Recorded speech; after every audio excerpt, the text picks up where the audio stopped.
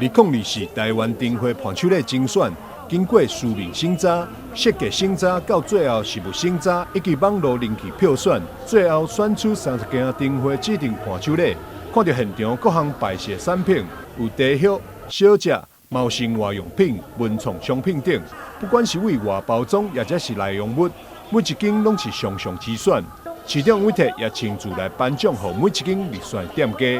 接着是我们的新富民茶叶有限公司奖励台南花青类，哇，里头内容是包含我们熟成准备的老乌龙茶，以绿挂式茶包来呈现，搭配我们的南化手工黑糖。伴手礼方面，我们也经过台南严选，从150多件，后来缩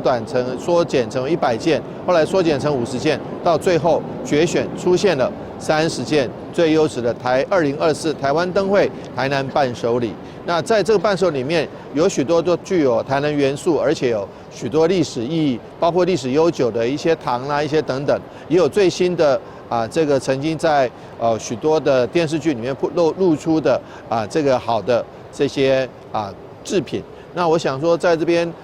欢迎大家来到我们台湾灯会之外呢，我们也是来看看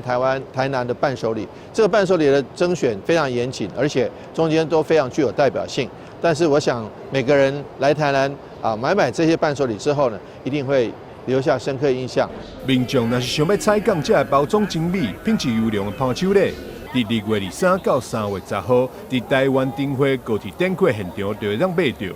而且还有灯会专属限量优惠。台南市经发局欢迎各人朋友伫欣赏灯会后，嘛会当到灯会指定伴手礼专区来采购。